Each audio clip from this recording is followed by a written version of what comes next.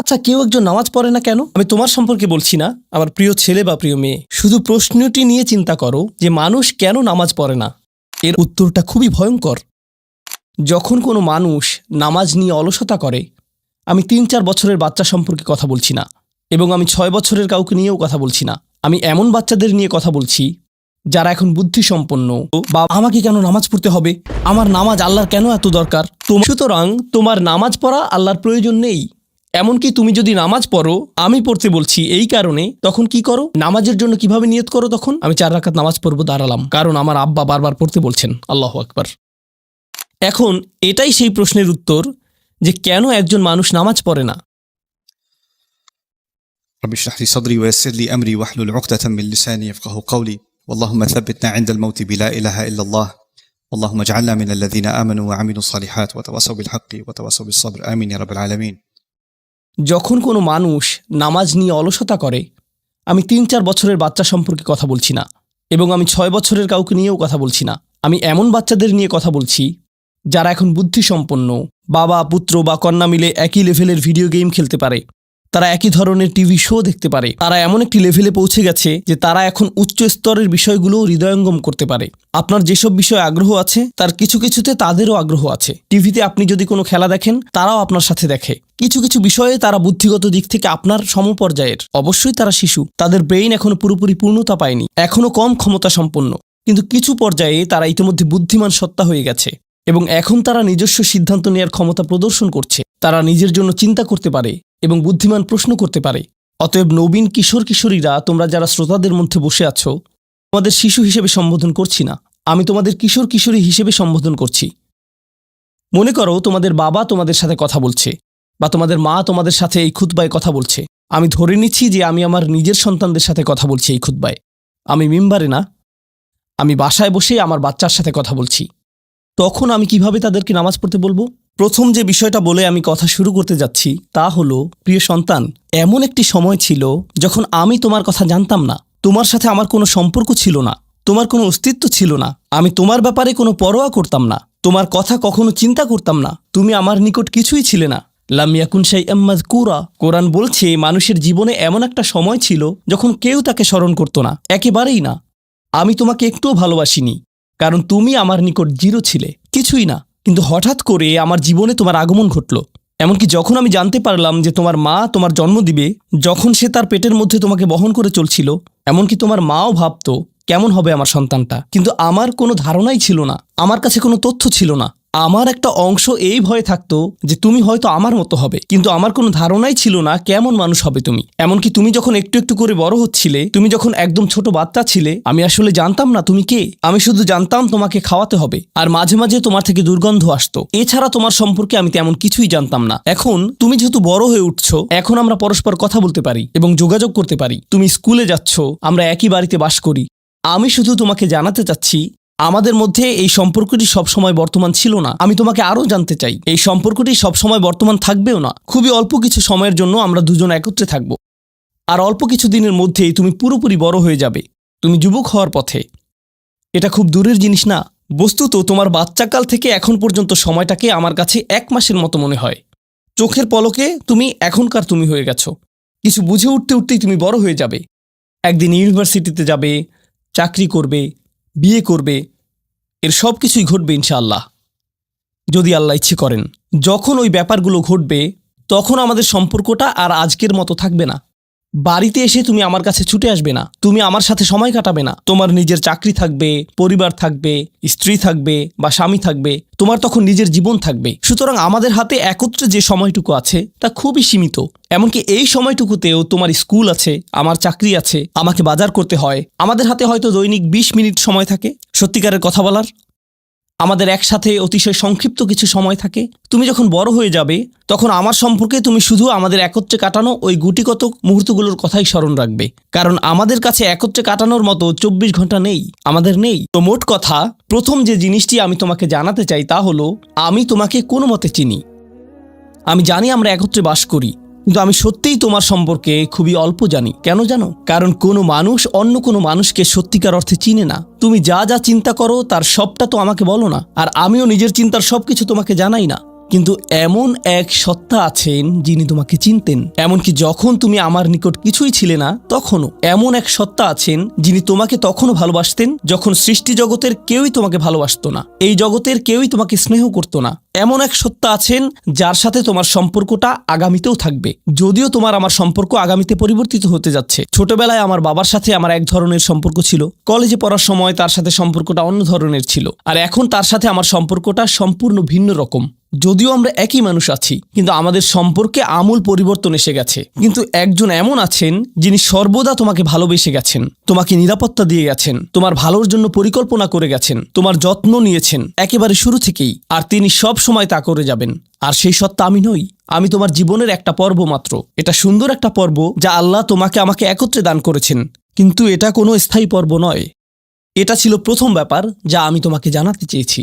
দ্বিতীয় যে বিষয়টি আমি তোমাকে জানাতে চাই তা হলো, আমি যখন তোমাকে নামাজ পড়তে বলি বা কোনো কিছু করতে বলি, তোমার তখন মনে হয় আমি তোমাকে নিয়ন্ত্রণ করছি, তোমার উপর বসগিরি দেখাচ্ছি, তোমাকে কেবল এটা ওটা করতে বলি।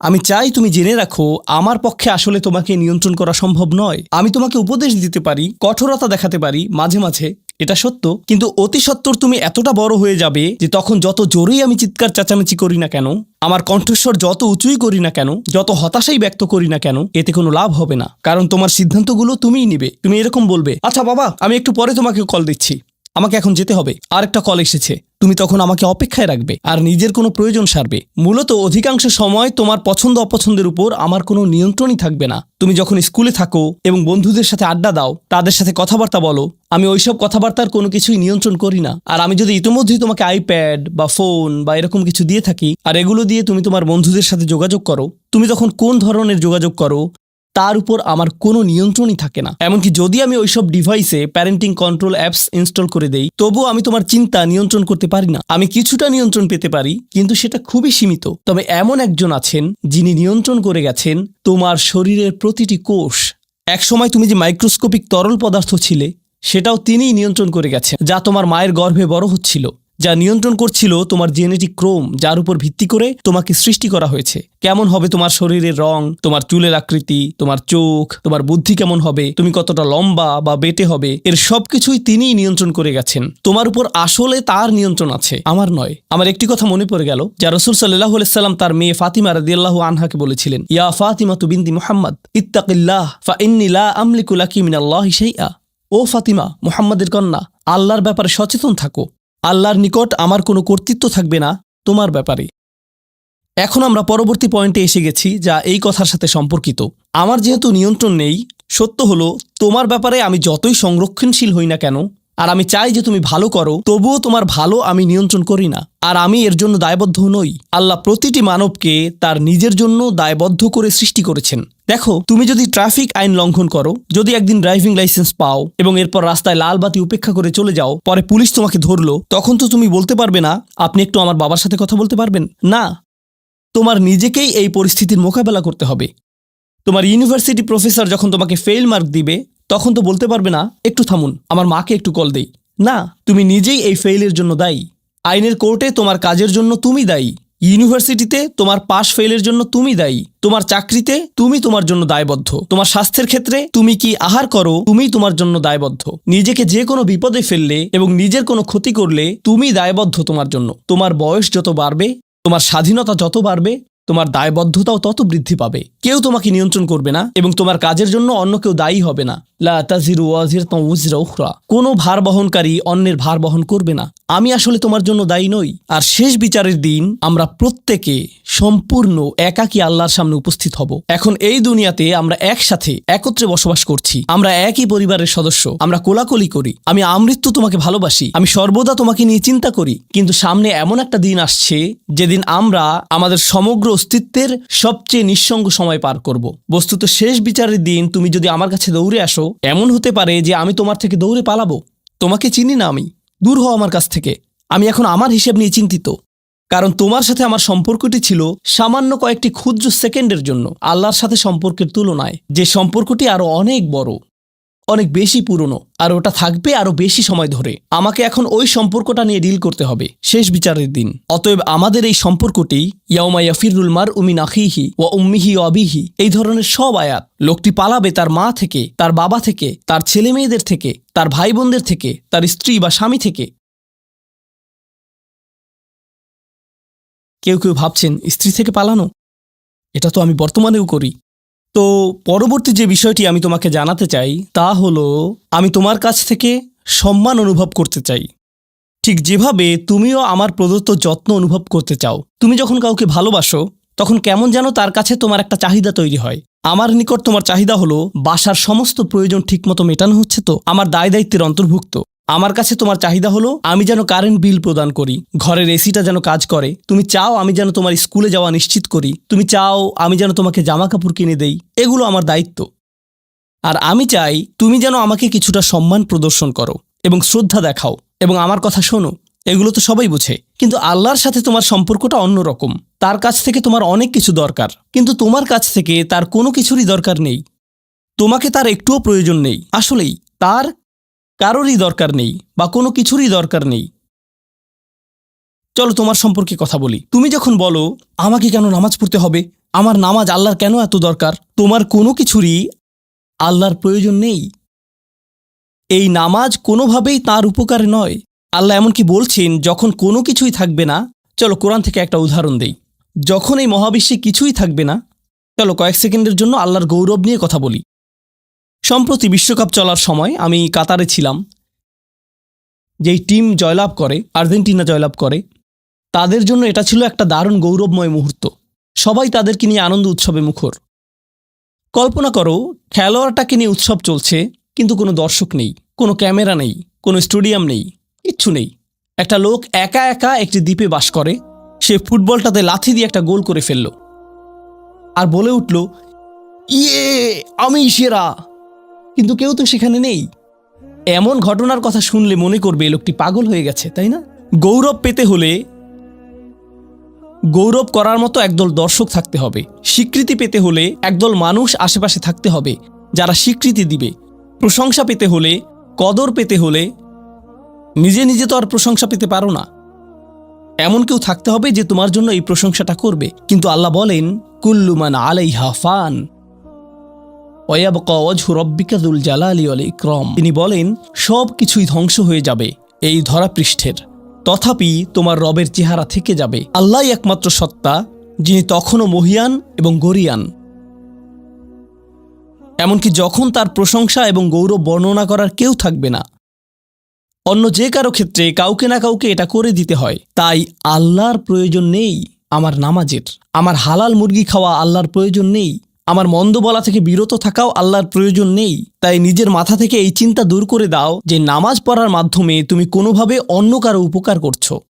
আল্লাহ এমনকি বলছেন, ইয়ামুন্নুনা আলাইকা আন আসলামু, তারা মনে করে তারা ইসলাম গ্রহণ করে তোমাকে ধন্য করেছে। লা তামুন্নু আলাইয়া ইসলামাকুম, আমাকে বলতে এসো না যে তোমার ইসলামের মাধ্যমে তুমি কোনোভাবে আমার উপকার করেছো। বালিল্লাহু ইয়ামুন্নু আলাইকুম, বরং আল্লাহই তোমাদের প্রতি অনুগ্রহ করেছেন। এখন পরবর্তী বিষয়, আচ্ছা কেউ একজন নামাজ পড়ে না কেন? আমি তোমার সম্পর্কে বলছি না, আমার প্রিয় ছেলে বা প্রিয় মেয়ে। শুধু প্রশ্নটি নিয়ে চিন্তা করো যে মানুষ কেন নামাজ পড়ে না। এর অনেকগুলো উত্তর থাকতে পারে, আর এই প্রশ্নের উত্তর আল্লাহর কাছেও আছে। উত্তরটা খুবই ভয়ঙ্কর। এই উত্তরটি আমি খুতবার শুরুতে পড়েছি। তিনি বলেন, ফালা সাদ্দাকা ওয়ালা সাল্লা ওয়ালাকিন কাযযাবা ওয়া তাওয়াল্লা। সে আসলে সত্য গ্রহণ করেনি এবং সে নামাজও পড়েনি। তিনি কাফির সম্পর্কে বলছিলেন। তিনি দুইটা জিনিস বলেছেন, এই লোকটি সত্য গ্রহণ করেনি এবং নামাজও পড়েনি। কথাটা ভাবনার উদ্রেক করে। যদি বলা হয় সে সত্য গ্রহণ করেনি, আমার আশা হলো তিনি বলবেন লা সাদ্দাকা ওয়ালা আমানা, কিন্তু তিনি বলছেন লা সাল্লা। এর মানে হলো আল্লাহর সত্য গ্রহণ করার ব্যাপারে তোমার অন্তরে কিছু একটা মিসিং আছে। না না না, বাচ্চাটা বলে আমি আল্লাহকে বিশ্বাস করি, আমি মুসলিম। হ্যাঁ, তুমি এখানে মুসলিম, তোমার মাথায়। কিন্তু এই সত্য তো শুধু তোমার মাথার জন্য না, এই সত্য তোমার অন্তরের জন্য। তুমি এখনো অনুভব করছো না যে ব্যাপারটা কেমন সিরিয়াস। তুমি এখনো উপলব্ধি করছো না যে এটা কি। মাঝে মাঝে কোনো বিষয় তুমি জানো হয়তো, কিন্তু এই নিয়ে চিন্তা করা থেকে পালিয়ে বেড়াও। এটা সত্য, তুমি জানো বিষয়টা কিন্তু চিন্তা করতে চাও না। আর তাই এটা যেহেতু মিসিং, ঠিক এই কারণে আমি সহজেই নামাজের কথা ভুলে যাই কখনো কখনো, এবং তুমিও ভুলে যাও কখনো কখনো। এমনটা ঘটে কারণ আমাদের অন্তর কিছুটা বিভ্রান্ত হয়ে পড়ে। দিনের এই সত্যতা, আল্লাহকে সেই সত্যটা, সেই অকাট্য সত্যটা আমাদের মস্তিষ্কের পেছনের কোনো একটা সেলফে গিয়ে পড়ে থাকে। আমরা অন্য কিছুতে ব্যস্ত হয়ে পড়ি এবং এই নিয়ে আর চিন্তা করি না। আল্লাহ এটাই বলেছেন। সুতরাং তোমার নামাজ পড়া আল্লাহর প্রয়োজন নেই। এমনকি তুমি যদি নামাজ পড়ো, আমি পড়তে বলছি এই কারণে, তখন কি করো? নামাজের জন্য কিভাবে নিয়ত করো? তখন আমি 4 রাকাত নামাজ পড়বো, দাঁড়ালাম, কারণ আমার আব্বা বারবার পড়তে বলছেন। আল্লাহু আকবার। নবী সাল্লাল্লাহু আলাইহি সাল্লাম আমাদের বলেছেন, নিয়ত সঠিক না হলে কাজের কোনো মূল্য থাকে না। ইন্নামাল আমালু বিন্নিয়াহ, ইন্নামাল আমালু বিন্নিয়াত। এমনকি যদি তুমি কাজটা করেও থাকো কিন্তু তোমার নিয়ত ছিল আমি শুধু তোমাকে বিরক্ত করি, এটাই তোমার নিয়ত, তখন এই নামাজ আমার যেমন কোনো উপকার করবে না, ঠিক তেমনি তোমারও কোনো উপকার করবে না। তোমার সত্যিকারের আন্তরিক নামাজ থেকে একমাত্র যে উপকৃত হবে সে হলো তুমি নিজে।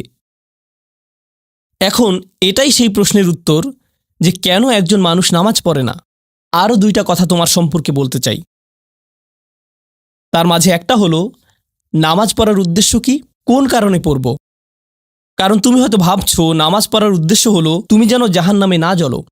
নামাজ পড়ার উদ্দেশ্য হলো তুমি যদি নামাজ না পড়ো আল্লাহ তোমাকে ঘৃণা করবেন। নামাজ পড়ার উদ্দেশ্য হলো তুমি যদি নামাজ না পড়ো তুমি শাস্তি পাবে, অথবা তুমি আর মুসলিমই থাকবে না, ফেরেশতারা তোমাকে অভিশাপ দিবে। সমস্ত নেতিবাচক বিষয়। আল্লাহ ওই সমস্ত উদ্দেশ্যের কথা উল্লেখ করেননি। নেতিবাচক কিছু থেকে মুক্তি পাওয়া নামাজের মূল উদ্দেশ্য নয়। নামাজের মূল উদ্দেশ্য হলো ইতিবাচক কিছুর দিকে ছুটে চলা। এটাই নামাজের উদ্দেশ্য। এমন 2 ছাত্রের মধ্যে পার্থক্য জানো? একজন লেখাপড়া করে যেন সে ফেল না করে, আর অন্যজন লেখাপড়া করে কারণ সে ওই সাবজেক্টটা পড়তে ভালোবাসে। একজন ছাত্র পড়ালেখা করছে পজিটিভ কিছুর জন্য, আর অন্যজন পড়ালেখা করছে কারণ সে এমন কিছু থেকে বাঁচতে চাচ্ছে যা নেগেটিভ। একজন কর্মচারী তার চাকরিটাকে দারুণ ভালোবাসে, আর অন্য একজন কর্মচারী শুধু চায় সে যেন চাকরিটা না হারায়। তারা একই চাকরি করছে, একেবারে অভিন্ন চাকরি, কিন্তু একজন চাকরিটা করতে পেরে কি যে খুশি, কত যে আনন্দ তার, আর অন্যজন খুবই হতাশ, সবসময় মনমরা ভাব। কেন? কারণ তাদের একজন এটা করছে ক্ষতিকর কিছু থেকে মুক্তি পাওয়ার জন্য, আর অপরজন এটা করছে উপকারী কিছুর দিকে ছুটে চলার জন্য। আল্লাহ কোরআনে যখন আমাকে নামাজ সম্পর্কে বলেছেন যে কেন আমাদের নামাজ পড়া দরকার, তিনি মূসা আলাইহিস সালামকে এই উত্তরটা বলে দিয়েছেন যখন তিনি তার সাথে সাক্ষাৎ করেছিলেন। তিনি বলেছেন, আকিমিস সলাতা লিযিকরি, আর আমাকে স্মরণ করার উদ্দেশ্যে নামাজ কায়েম করো। তোমার নামাজ ঠিক রাখো যেন তুমি তোমার রবকে স্মরণ করতে পারো। আমি তোমাকে ইতিমধ্যে বলেছি যে তোমার আমার সম্পর্কটা খুবই সীমিত, কিন্তু তোমার সাথে আল্লাহর সম্পর্কটা অনেক আগে থেকে শুরু হয়েছিল, আর তার সাথে তোমার এই সম্পর্কটা অনন্তকাল ধরে বলবৎ থাকবে। তাই সেই সম্পর্কটির কথা স্মরণে আনা আবশ্যক, কারণ ভালো যত কিছু তোমার কাছে আসে তা আসে ওই সম্পর্কটা থেকেই। সামান্য কিছু ভালো জিনিস তোমার বাবার কাছ থেকে আসে, কিছু কিছু ভালো জিনিস, কিন্তু সকল ভালো জিনিস যা তোমার কাছে আসে তা আসে একমাত্র ওই সম্পর্কটির কারণে। যদি তুমি চাও সকল উপকারী জিনিস তোমার জীবনে অবস্থান করুক, তখন তোমাকে অবশ্যই তার কথা স্মরণ করতে হবে, যার নিকট থেকে সকল কল্যাণের আগমন ঘটে, যার নিকট থেকে সকল নিয়ামতের আগমন ঘটে, সকল রিজিকের আগমন ঘটে, সকল হেদায়েতের আগমন ঘটে। আর তাই আল্লাহ বলছেন, সর্বোত্তম যে উপায়ে তুমি এটা করবে তা হলো নামাজের মাধ্যমে তুমি আমাকে স্মরণ করবে। এজন্যই তোমার নামাজ পড়া দরকার। আচ্ছা, পরিশেষে এজন্যই তোমার এটা করা উচিত, কিন্তু তুমি এটা করছো বলেই সঠিক নিয়ত সহকারে। আল্লাহ বলছেন, কেবল এখানেই শেষ নয়, এর কিছু উপকারিতাও আছে। কিছু ভালো জিনিস তোমার পথে আসবে যখন তুমি সত্যি সত্যি আল্লাহকে স্মরণ করবে। যখন তুমি আল্লাহকে স্মরণ করবে যেভাবে তিনি চান সেভাবে, আর যে উপায়ে তিনি চান তা হলো এই নামাজগুলোর মাধ্যমে। তুমি যদি এটা করতে পারো, আল্লাহ বলছেন, ইন্না সলাতা তানহা আনিল ফাহশা ওয়াল মুনকার। এমনকি এই আয়াতেও ওয়ালা যিকরুল্লাহি আকবার, তিনি বলছেন নামাজের মধ্যে এই উপকারটি আছে যে এটা তোমাকে অশ্লীলতায় পড়ে যাওয়া থেকে রক্ষা করবে। কারণ অশ্লীলতা তোমার চারপাশে বিরাজমান, আর আমি, প্রিয় পুত্র, তোমাকে এটার সম্মুখীন হওয়া থেকে রক্ষা করতে পারবো না। অশ্লীলতা তোমার ফোনে, অশ্লীলতা তোমার স্কুলে, অশ্লীলতা তোমার বন্ধুদের মাঝে, অশ্লীলতা ঈদের অনুষ্ঠানে। যখন কোনো কর্নারে গিয়ে বন্ধুদের সাথে আড্ডা দাও, অশ্লীলতার উপস্থিতি তুমি সর্বত্র দেখতে পাবে। প্রতিবার যখনই তুমি অশ্লীলতার দিকে এগিয়ে যাবে তোমার অন্তর ক্ষতিগ্রস্ত হয়ে পড়বে। আর আল্লাহ বলছেন, যদি তুমি এই নামাজগুলো আদায়ে যত্নবান হও, এগুলো তোমাকে অশ্লীলতার করাল গ্রাস থেকে রক্ষা করবে। একবার যদি তুমি অশ্লীলতায় ডুবে যাও, তখন তুমি হয়ে পড়বে যেমন তুমি যদি দূষিত বাতাসে নিঃশ্বাস নাও, প্রথম তোমার কাশি আসবে, কিন্তু যদি এতে বেশিক্ষণ অবস্থান করো, একসময় এতে তুমি অভ্যস্ত হয়ে পড়বে। অশ্লীলতাও ঠিক এরকম, এতে আকণ্ঠ নিমজ্জিত থাকলে একসময় এটাকে আর বড় অপরাধ বলে মনে হবে না, নিজেকে এর থেকে রক্ষা করার কোনো গরজ অনুভব করবে না আর, কারণ তোমার প্রতিরোধ ব্যবস্থা দূষিত হয়ে গেছে। এরপর তুমি এমনকি আরও বিষাক্ত আচরণের জন্য প্রস্তুত হয়ে যাবে, এমনকি আরও জঘন্য বিষয় ওয়াল মুনকার, এমনকি আরও ঘৃণ্য কাজও তোমার দ্বারা সম্পন্ন হয়ে যেতে পারে।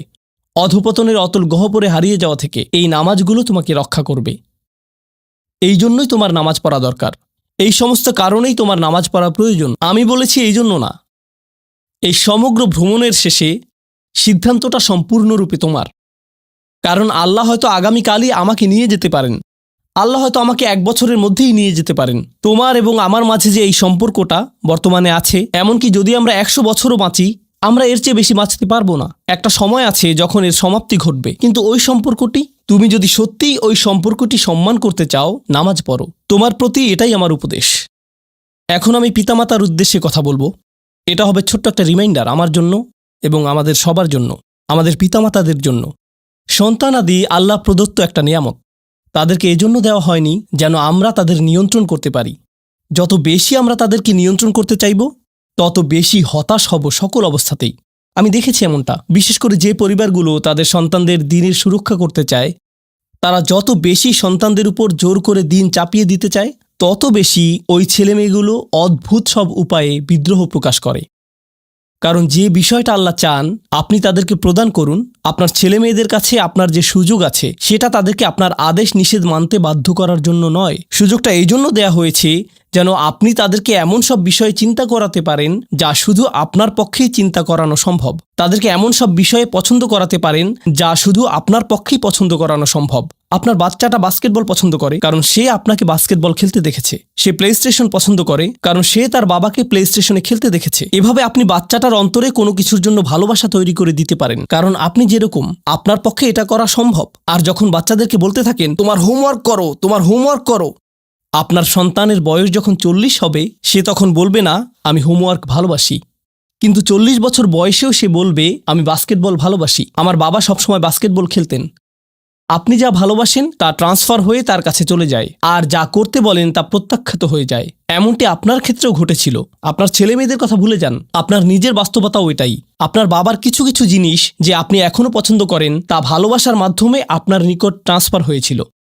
আর আপনার বাবার ওই ব্যাপারগুলো আপনি অপছন্দ করতেন যা তিনি জোর করে আপনাকে গেলাতে চেয়েছিলেন। এখানে উপবিষ্ট প্রত্যেকের বাস্তবতা এটাই, শুধু সেগুলোই গ্রহণ করেছি যেগুলো ভালোবাসার মাধ্যমে হস্তান্তরিত হয়েছিল। ঠিক এই ইশারাটাই আমাদের পিতামাতাদেরকে দেয়া হয়েছে সূরাতুল ইসরার এই আয়াতে, রব্বির হামহুমা কামা রব্বায়ানি সগীরা।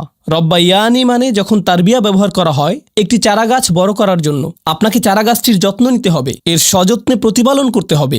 গাছটির প্রতি চিৎকার চেঁচামেচি করলে তো হবে না, তাড়াতাড়ি বড় হও, তাড়াতাড়ি লম্বা হও। আপনার একে সময় প্রদান করতে হবে। অনেক সময় পোকামাকড় এসে এর পাতাগুলো খেয়ে ফেলতে চাইবে, আপনাকে তখন পোকামাকড় সরিয়ে দিতে হবে। কখনো কখনো একটু কঠোর আচরণ করতে হবে, শুধু অতটুকুই যেন পোকামাকড়গুলো দূর হয়ে যায়। এরপর আবারও এতে পানি দিতে হবে। আমাদের বাচ্চাদের সাথে আমাদের উদাহরণটা ঠিক এমনই।